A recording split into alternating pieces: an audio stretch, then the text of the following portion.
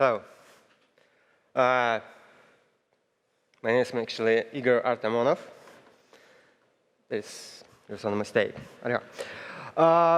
So as Anthony said, I'm going to talk about our solution to sidechains. It's not quite right, actually. So I was thinking a long time what I'm going to talk about. And this morning, about 7 a.m., I finished my slides and just going to educate, kind of educate about what sidechains and why exactly sidechains. And a little bit about what we are working on. So I'm Igor Artamanov.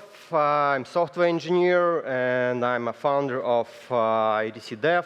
I was with Ethereum Classic since the beginning, since the DAO fork, and yeah, founded ETCDEV team. So first question, why we need sidechains? Why so many people talking about this? Because mainnet is slow and it's also expensive to execute, which is kind of same thing, right? So like I just looked at ETH yesterday, I think, and the top 5 apps on ETH are using 40% of the network. So, or CryptoKitties, I think the only one application that makes sense on ETH uses 2% of the mainnet. So you can run like 50 CryptoKitties, 50 the apps. How many websites do we have? I think it's like millions, tens of millions. If you're building blockchain for people, it shouldn't be limited to 50 applications, right? So yeah, we can't use mainnet at the current state for building the apps. It's too limited for that. And that the problem of scale. Scalability is the biggest problem everyone is trying to solve at this moment. All blockchains and a lot of researches, many solutions. And I think there are kind of 2 types of solutions to scale issues. One of them I would call vertical scale, another one is horizontal scale. And I'll show you some examples to understand what it is. So vertical scale, basically you have, see this? Oh, yeah, that's when you just upgrading your computer, adding more memory, and more CPUs, and so on. It's going to be expensive. Each step is going to be more expensive than the previous one. And at some point, you'll reach some, I don't know, super fast computer you can't upgrade anymore. And there is basically another way, just buying the same computers more and more and putting them together to work together. That's a horizontal scale. So vertical scale, when we're upgrading our computer, there's 2 ways again. So we increase throughput, which means we just upgrading our computer, like make it faster. But we can't increase block size for Ethereum, or gas limit size. Because with current gas limits, it's already too expensive to operate the network. You need really powerful computer at this moment already to use mainnet. And most people don't have enough powerful computer laptop to use, so they just rely on some other systems like Miser Wallet, Gas Tracker, or whatever, which is, again, a centralization. And there is one example, just a couple of days ago, right? There is some event, ETH Berlin, and like even judges, they didn't have sync mainnet now. Yeah, I think it was kind of a joke. I don't know.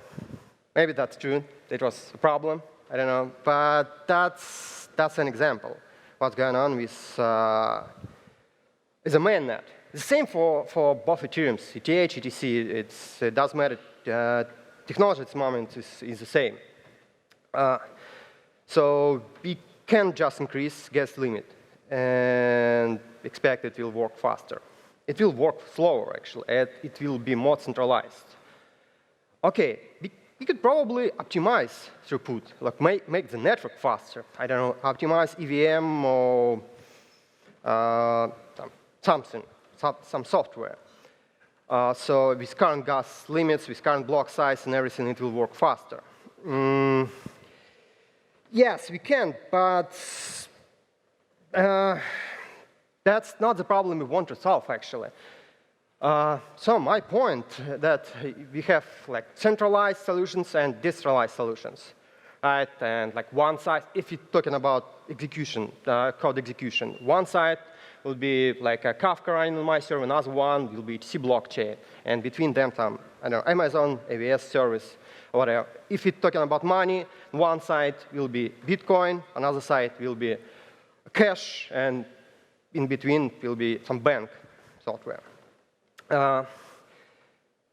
So we have centralized, decentralized, and there is two variables. One of them, the performance, is going down, and I don't know how to call this green line, transaction finality or something, but this is variable we're trying to improve.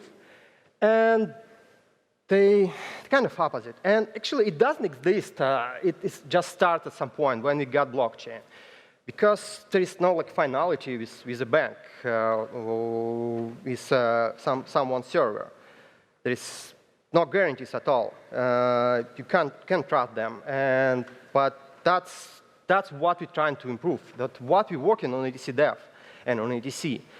We are pushing these boundaries. And we're pushing it from to improve transaction finality, immutability, whatever, like main blockchain features. It becomes slower. It becomes more expensive to execute. And yeah, so speaking about improvement, yes, if you move that to the left, yeah, you can make it faster. But you're losing some features of blockchain. There are a lot of examples in blockchain space when you have like a centralized server, which actually competing with Kafka or some software, centralized server. They don't provide any centralization, any transaction finality. And by transaction finality, what I mean? I mean that there is no government, no big corporation, or criminals that can reverse transaction and force someone to reverse transactions.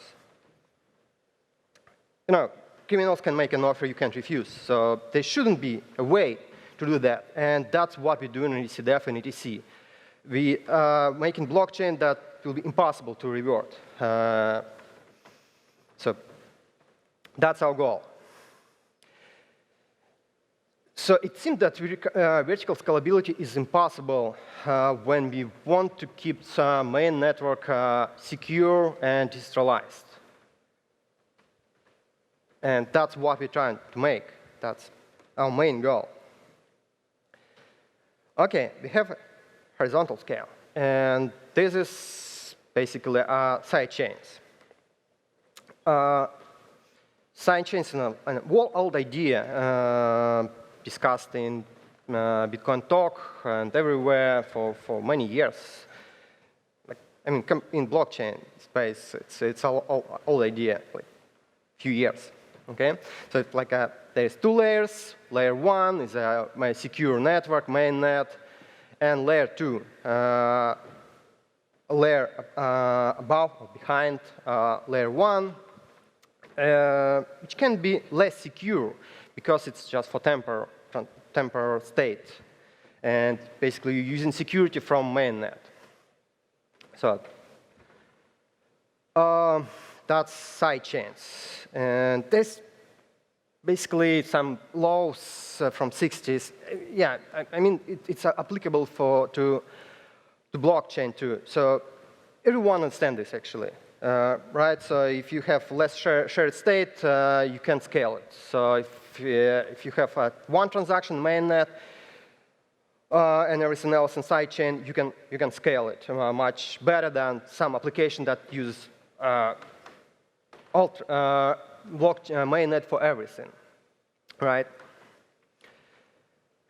So I think that sidechain use is still secure, but less expensive because it's not proof of work, and it can be centralized more or less, like for your service. You can make it centralized, but because you don't really care about results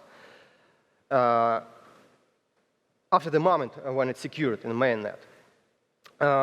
And mainnet is something to finalize your state. And there are many existing projects, all different ways. Some of them is not necessarily side chains, and there is much more than 6. I don't know. It's like, I don't know, maybe 20 of them. I just pick random side chains like Lightning Network for Bitcoin, Raiden, Plasma, Loom for Ethereum, and Polkadot-Cosmos, a little bit different stuff, but still can be considered as a side chain. And it's okay to have many solutions to the same problem, and especially if you use the same technology, base technology as Ethereum. So be at Ethereum ETCDEV have own solution to sidechain, to scalability problem, and all developing on idea of sidechains. And we just calling it sidechains for a long time. Recently, we decided to make some name for it because it's just easier to discuss. So we calling it Arbita now. So basically, we want to run the apps on Arbitas. And that's a shiny logotype of Arbita project. So what exactly we're working on in Arbita? So it's just a programming interface, kind of ERC20 for tokens, the same for side chains, standardized interfaces, APIs, whatever. It's not a new blockchain or change to existing blockchain. So we're thinking about adding some new features to mainnet, maybe. We're trying to avoid that. We're trying to make it just on smart contract level, but there is some limitations, so we're researching the exact way how it's going to be implemented. And actual implementation, we want to live outside of the scope. So we want to provide just examples, like ERC20. There is some examples of token, but you can implement whatever you want. Just follow the common interfaces, which will be supported by other services, providers, exchanges, wallets, whatever. So the same for our Arbita. We want to provide some interface. So developers will follow that interface, services, and all the apps and everything can communicate through that same interface. Also, we're going to make a documentation specification. That's the most critical part, right? So developers should use some reference manual, some specification to make the apps so they can work together. And yes, we need to make some tools, base tools, basic components, basic implementations, examples, some tools to launch launch the app to an Arbita, and tools to connect Arbitas, the apps, whatever. But again, we want to make an example. We don't to make like some final standard everyone must follow, like, and no step on side. So key features about security. So we think that proof of work is secure enough for mainnet. We are not touching it. But we can't use probably proof of work for an Arbita. It's expensive. So we are looking at kind of implementation of proof of authority, proof of stake for an orbiter. And again, it's interface-based, so it does matter. You can implement whatever you want for your orbiter. But we're going to base our documentation materials and examples based on proof of authority and proof of stake. Proof of authority, basically a trust environment for your single dApp, maybe it's going to work. And it can work because it's cheap to execute. And yeah, we're going to use a parent network for stakes or whatever. It can be secure enough. And we want to give every dApp a separate orbiter. That's kind of our goal. So use mainnet only for state synchronization, nothing else, or some cross transactions. So there's 3 main companies we're working on. First of all is checkpoint on the mainnet, from orbiter to mainnet for security. Second one is how you read between orbiters. And yeah, so if you run every dApp a new sidechain, a new orbiter, this dApp still needs to communicate to each other. They need to read from one dApp, from one smart contract in one orbiter to another orbiter, and sometimes write. So there's 2 ways and 2 solutions. One for read access, another one for write access. So for read access, we're researching oracles-based pattern. And for write access, we're researching atomic swaps pattern. That's kind of example of a checkpoint or arbiter's smart contract on mainnet. It's some unified interface to discover new arbiters, read chain configuration from some IPFS or HTTP, find bootstrap nodes to connect and synchronize the state, some latest checkpoints, history of checkpoints, and some information of services deployed on that arbiter. And again, so there could be unified services deployed maybe on every orbiter for name service or for other stuff. So it should be supported by orbiter. So when your wallet connects to an orbiter, it should find the services. And it should be configured in some way. As I mentioned a couple of times, checkpoints. So checkpoint basically when you finalize your state, your current state, into a more secure network.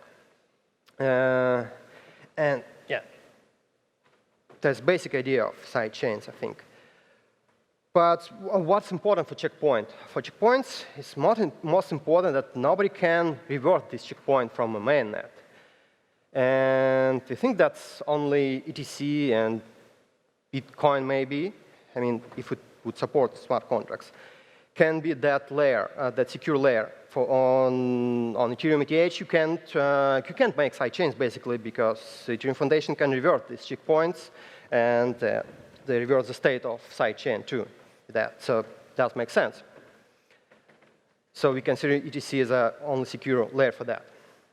And as I mentioned, oracles for read access from one dApp, from one arbiter to another one. So we are working on some kind of market system for this read access. And yes, atomic swaps to make write operations from one to another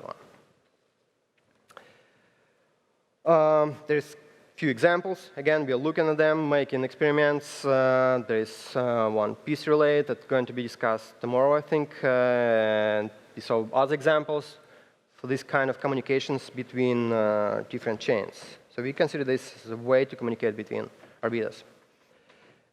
And least, but I think it's most complicated actually. That's what would be hard to integrate this arbiter in every user application, user-facing application in wallets, explorers, and everything.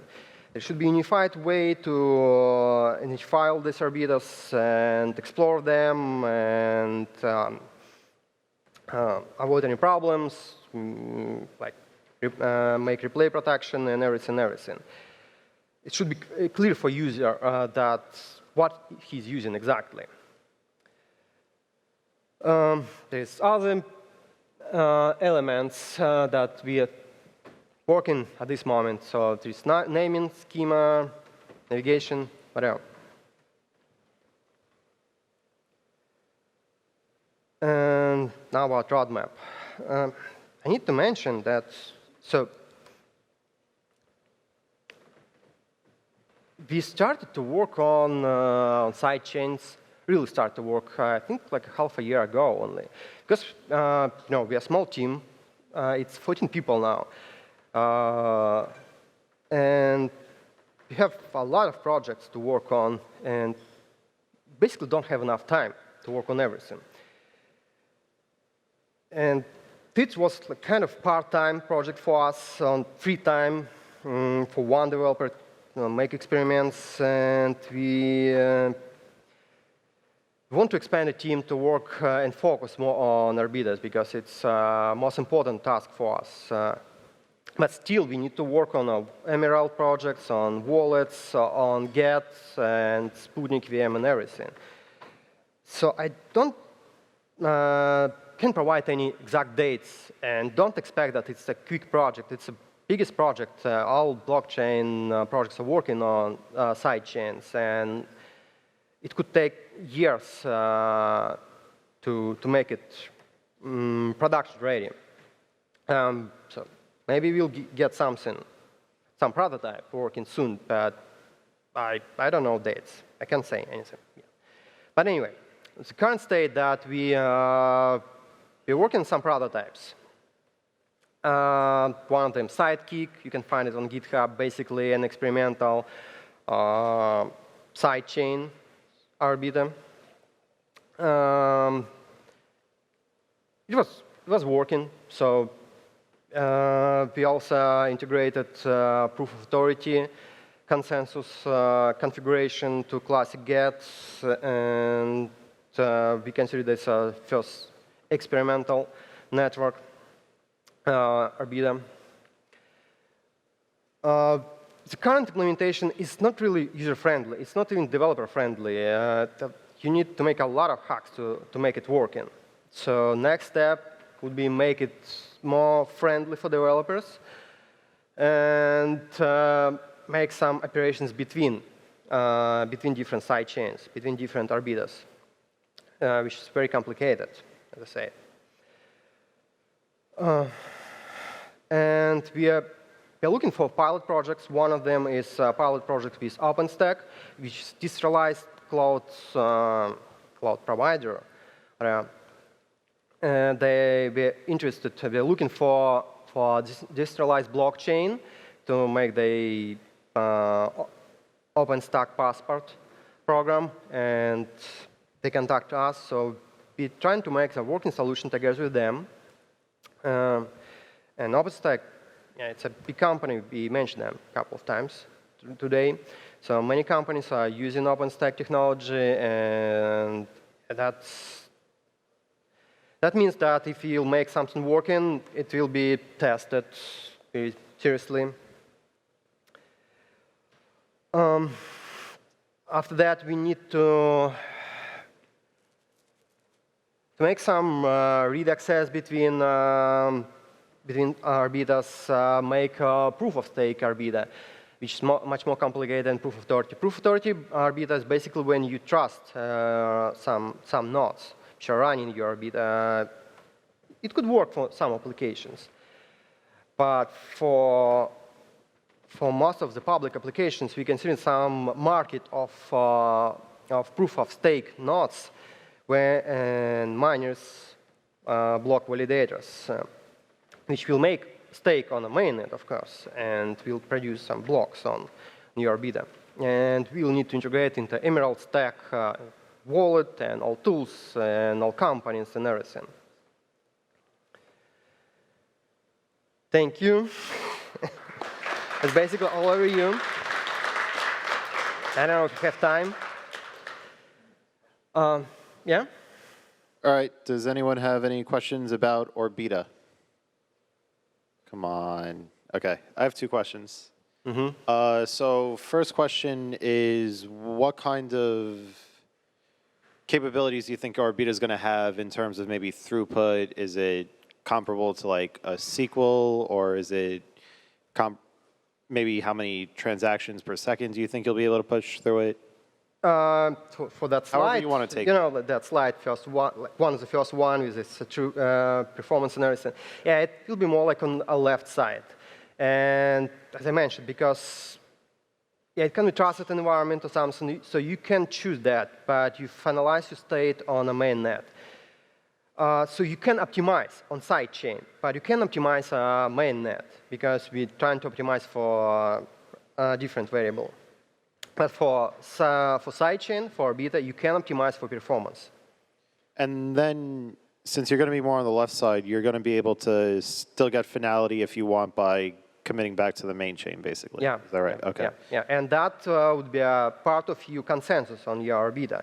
So if like all Orbita participants can verify and will verify that this block was actually committed to mainnet.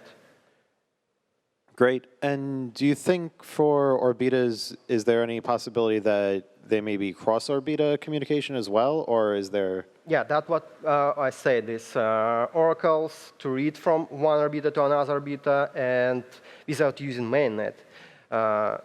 And to write access some cross swaps between Orbitas. Okay. Which again, we are going to provide some interfaces. And interface because we think it's infeasible to make some universal way to read and write every possible state.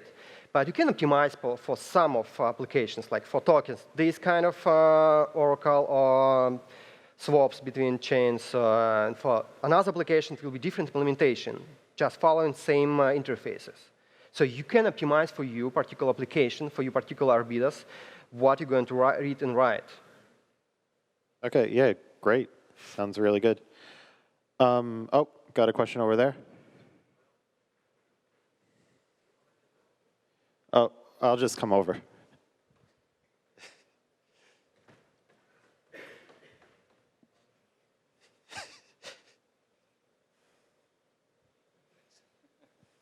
Thanks, Igor.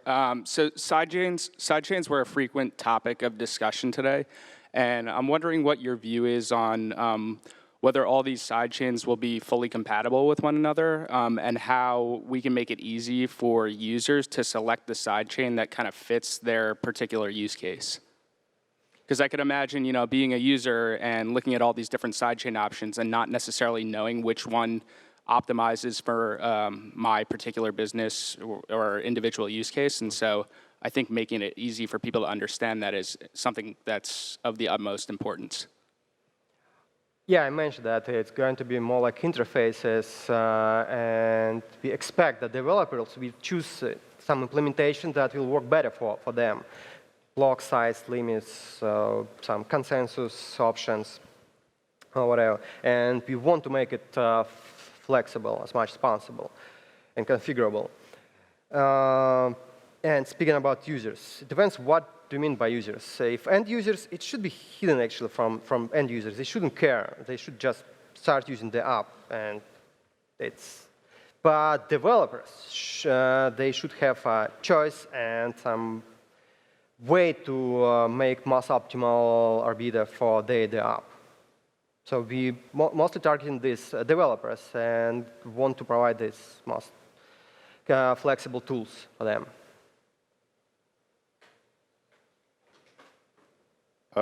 All right, great. So now we're going to have a cocktail reception. You're going to just exit here, go up, take the elevators up, go out the front door, and it's going to be outside on your left. Thank you very much to Igor Artamanov.